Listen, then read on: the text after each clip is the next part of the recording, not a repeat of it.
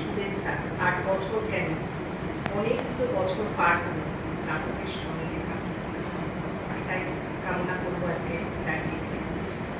আর যেটা আজকের আমাদের বিষয়বস্তু আমার মনে হয় এটা হচ্ছে নাটক চর্চা যেটা রয়েছে তরুণ প্রজন্মের কাছে বিনোদন তো রয়েছে, বিনোদনের সঙ্গেও রয়েছে তাদের কিন্তু একটা চিন্তাশীল মানসিকতা আমার নাটকের সঙ্গে যতক্ষণ থাকে তাদের বিভিন্ন ধরনের চিন্তাশীল একটা মানসিকতা নাটকের মধ্যে দিয়েই তারা সমাজের অনেক কিছু জানতে পারে এবং মূল্যবোধ যেটা সবার আগে নাটকের মধ্যে দিয়েই সেক্ষেত্রে আমি যদি বলি যে নতুন যে প্রজন্ম, হ্যাঁ আমরা নতুন প্রজন্মকে দেখছি বিভিন্ন পর্যায়ে রয়েছে এখন, যেমন মিডিয়া আমাদের রয়েছে, সেই দিকে হয়তো তাদের নজর অনেক বেশি, কিন্তু থিয়েটারের মধ্যে দিয়ে কিন্তু তারা অনেক বেশি শক্তিশালী হয়ে একটা কনফিডেন্স যেটাকে আমরা বলি সেটা কিন্তু গড়ে ওঠে এই নাটকের মধ্যে দিয়ে। এবং সবচেয়ে বড় দলগতভাবে যে কাজ করা, যে একসঙ্গে থাকবো আমরা, একটা কাজের সঙ্গে যুক্ত হয়ে দলকে এগিয়ে নিয়ে যাব, এই মানসিকতাটা তাদের গড়ে ওঠে, যার ফলে আমার মনে হয় তার প্রভাব সমাজেও পড়ে। কারণ নাটকে যখন এসে তারা দলগতভাবে কাজ করতে শিখে যায়, একে অপরকে বাদ দিয়ে সবাইকে নিয়ে চলবো, তখন সেটা কিন্তু সমাজের সব ক্ষেত্রেই হচ্ছে তার প্রভাব একটা পড়ে। আর নতুন প্রজন্মর কাছে মিডিয়া অনেক বেশি এখন গ্রহণযোগ্য, হ্যাঁ, কিন্তু তাহলেও সব দিকটাই কিন্তু আমাদের দরকার। কারণ আজকে মিডিয়াতেও যারা যাচ্ছে, অভিনয়টা প্রয়োজন, নাটকের কাজের প্রয়োজন, কারণ নাটক যত তারা শিখছে, যত নাটকের চর্চার সঙ্গে তারা থাকছে, তারা কিন্তু মিডিয়াতে অনেক বেশি ভালো কাজ করছে। কারণ তাদের এই যেগুলো কনফিডেন্স, একটা এই মঞ্চ থেকেই কিন্তু তৈরি হয় তাদের কনফিডেন্স।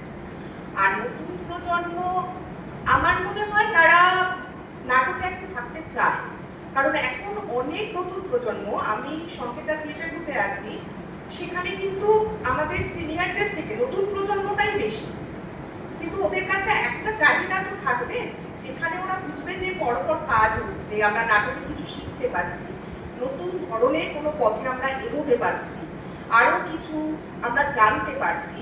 এই খাদ্যটা যে দলেতে ওরা পায়, আমার মনে হয় সেই দলে ওরা থেকে যায় এবং নাটকে ওরা উৎসাহিত হয়। এবং নতুন প্রজন্মকে আমি দেখেছি ওদের কনসেপ্ট অনেক বেশি উন্নত। ওরা কিন্তু আমরা শুনলাম নাটকে চিন্তা, ইনস্টাগ্রাম করি, আমরা ইউটিউবে চ্যানেল চালাই এবং আমরা এই সব কিছু মেনটেন করে আমাদের কলেজ হয়েছে, কেউ কেউ প্রফেশনালি অন্যান্য কাজের সাথে জড়িত। কিন্তু কোথাও গিয়ে আমি যখন দেখতে পাই যে আমার দলের যে সকল আমরা বন্ধুরা মিলে একসাথে কাজ করি, স্যার ম্যামের সাথেও, তারা আমাকে ইনস্টাগ্রামে যখন ন্যাশনাল থিয়েটার বা ইউরোপে থিয়েটার কীভাবে বলতে যাচ্ছে, বা ইসরায়েলে এই যে একটা মানে একটা অতি দানবীয় হত্যাকাণ্ড হয়ে গেল এই যুদ্ধকালীন পরিস্থিতি, তার মধ্যে ওরাই আমাকে ইনফরমেশন দিচ্ছে যে দেখেছো 880টা প্রেক্ষাগৃহ নষ্ট হয়ে গেল স্বাধীনতা, এবার কোথায় থিয়েটার করি। আমি উত্তর দেওয়ার আগে কোথাও গিয়ে ওদেরকে মনে মনে ধন্যবাদ জানাই যে ওরা ভাবছে, বর্তমান সমাজ তরুণ প্রজন্ম কিন্তু থিয়েটার নিয়ে ভাবছে। থেসপিস, তার আগে পরে প্লেটো, অ্যারিস্টটল, এদের সময়কাল পেরিয়ে থেসপিস, গ্যারিক, এত দীর্ঘ একটা থিয়েটার এত বছর পথ চলেছে, প্রায় ২৫০০-এরও বেশি বছর ধরে থিয়েটার হচ্ছে। থিয়েটারের কাল বদলেছে, প্রকার বদলেছে, প্রয়োগ বদলেছে, দর্শক বদলেছে, কিন্তু থিয়েটারের আগুনটা বদলেছে। থিয়েটারের আগুনটা কোথাও আছে বলে খিদেটা পরবর্তী প্রজন্মতে আস্তে আস্তে বাধিত হচ্ছে বলে আমার মনে হয়। মানে আজ আমি যখন কলেজ পাস করেছিলাম, আমার মধ্যে যে আগুনটা ছিল যে থিয়েটার করবো, থিয়েটার করে সার্ভাইভ করবো, বাকি যা হয় দেখা যাবে, সেইটা এখনো আছে। আমার যে সকল দলের নাট্য বন্ধু, ওদেরকে যখন একসাথে রিহার্সাল করতে দেখি, হয়তো কোনো একটা কাজে ব্যস্ত হয়ে পড়লাম, আমার ৮ ঘন্টা ঢুকতে দেরি হলো, আমাকে বলতে হচ্ছে না, দলের গ্রুপে মেসেজ করেছি তোরা শুরু কর, আমি গিয়ে দেখছি ওরা মোটামুটি সেটের অর্ধেক ড্রয়িং করে ফেলেছে, ওরা মোটামুটি লাইটটা একটা বেসিক স্কিমিং করে ফেলেছে। আমার এটি মানে আমার কৃতজ্ঞতার মন ভরে যায়।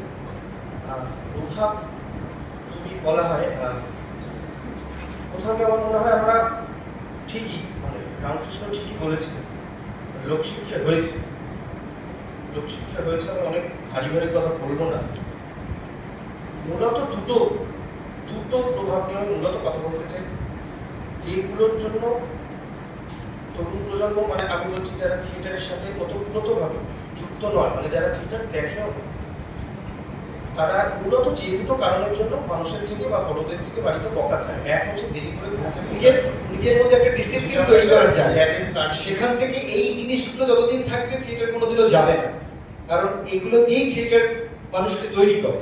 তো আমি আমার পরবর্তী বক্তব্য, মানে বক্তা সুশান্ত মজুমদারকে ডাকবো।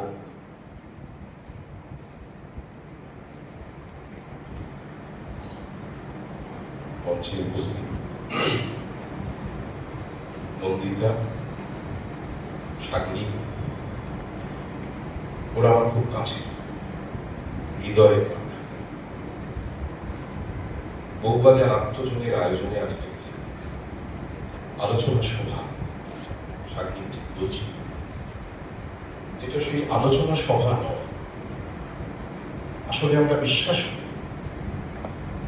অন্তর থেকে বিশ্বাস করি, নিজেদের মধ্যে আমাদের সুখের কথা, আমাদের দুঃখের কথা, আমাদের আনন্দের কথা যদি ভাগ করে নেই, তাহলে সমৃদ্ধ হওয়া আমাদেরকে আটকাতে পারে। এবং এই সমৃদ্ধ হওয়াতে আমরা আমাদের আগামী দিনের পথচল, আগামী দিনের কে সামনে রেখে আমাদের এগিয়ে যাওয়া, এটা অনেক বেশি স্বচ্ছ, পরিষ্কার এবং এটা একটা মুক্ত মার্গ তৈরি। আবারও ধন্যবাদ আমাদের আত্মজনকে, তাদের এই 8 বছর, 9 বছর, 8 বছর পদার্পণ করলো। আমার আন্তরিক শুভেচ্ছা রইল তাদের প্রতি। এই ঝড় বৃষ্টির বাইরে যে প্রবল একটা প্রাকৃতিক দুর্যোগ তৈরি হলো, এবং তার মাঝখানে দাঁড়িয়ে আমরা যে কজন এখানে এসেছি, বাঁচতে পেরেছি, এই আবেগ, এটা বোধহয় থিয়েটারই সম্ভব। থিয়েটার ছাড়া এটা যদি অন্য কোনো জায়গা হতো, নিশ্চিত বলতে পারতাম আজকের এই দুর্যোগের সময়ে দাঁড়িয়ে এই অনুষ্ঠানটা বোধহয় বন্ধ করে দিতে হতো। শো মাস্ট গো অন, তাই হচ্ছে থিয়েটার।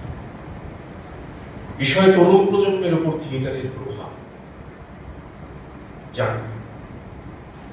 আসলে দীর্ঘদিন ধরে কাজ করতে করতে এটা মনে হয়েছে, আমরা যারা থিয়েটারের সঙ্গে ওতপ্রোতভাবে জড়িত, যারা থিয়েটার ছাড়া কিছু করি না, তাদেরকে অনেকগুলো প্রশ্নের সম্মুখীন হতে হয়েছে প্রতিদিন। এখনো যে কারা থিয়েটার করে, থিয়েটার করে কি লাভ, কেন থিয়েটার করব, এর কোনো সঠিক উত্তর এখনকার সময় দাঁড়িয়ে আমাদের কাছে নেই। আমরা যারা 60-এর দশক, 70-এর দশক, 80-র দশকে জন্মেছিলাম বা 90-এর দশকে জন্মেছিলাম, তাদের কাছে না কতগুলো দিক তৈরি ছিল। আমাদের মধ্যে একটু পেছনের দিকে যদি তাকাই, দেখবো আমাদের মধ্যে একটা অদ্ভুত একটা পাড়া কালচার ছিল।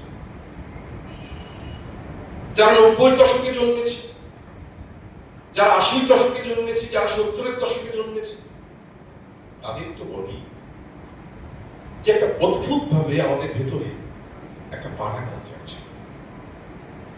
আমরা ছোটবেলায় দেখেছি আমাদের পাড়ার বড়রা, আমরা যারা কলোনি অঞ্চলে বড় হয়েছি, পাড়া অঞ্চলে বড় হয়েছি, রবীন্দ্র জয়ন্তী হতো। আমরা সেই রবীন্দ্র জয়ন্তীতে কবিতা বলতাম, নাটক করতাম, ডায়লগ ভুলে যেতাম, কবিতা বলতে বলতে করতাম। থিয়েটার দিয়ে বিপ্লব হতে পারে, কিন্তু থিয়েটার একটা বিপ্লবীকে তৈরি করতে পারে, যে তার চেতনা দিয়ে, তার তার চিন্তা দিয়ে একটা সুন্দর পরিবেশ তৈরি করতে পারে, এবং সেই দায়িত্ব আমাদের, শুধুমাত্র আমাদের যারা শিল্পের সঙ্গে জড়িত, যারা সাহিত্যের সঙ্গে জড়িত, যারা শিল্প মাধ্যমের সঙ্গে জড়িত। ধন্যবাদ, খুব বেশি আর নেব না সময়। ভালো থাকবেন সবাই, অসংখ্য ধন্যবাদ সবাই। সুশান্তদাকে একটা কথা বলবো, প্রতিষ্ঠান বা রাষ্ট্র যতই আমাদের আলাদা করার চেষ্টা করুক বিভিন্ন মাধ্যমে, কিন্তু এখনো অনেক তরুণ প্রজন্ম তরুণ আছে যারা স্বাদ ভাগ করেই খায়। এখনো আমরা দল বেঁধে গান করি, দল বেঁধে নাটক করি, অন্তত করার সাহস বা চেষ্টা করি। জানি না কতটা পারবো। আপনাদের মতন মানুষরা থাকলে হয়তো আমরা আরো অনেক দিন এইরকম ভাবে দল বেঁধে, সেটা গান হোক, নাটক হোক, কিংবা আর্জিকরের মতন বিদ্রোহ হোক, সব জায়গাতেই থাকবো। এইরকম ভাবে আমরা আশা রাখতে পারি। যাক, আমাদের দলের তরফ থেকে আমাদের প্রবীণ সদস্য সৌগত হালদার, শুধু সদস্য না, উনি আমাদের একজন অভিভাবক, তাকে ডেকে নেব আমাদের অতিথিদের দলের তরফ থেকে স্মারক তুলে দেওয়ার জন্য। সৌগত, একটু এসো।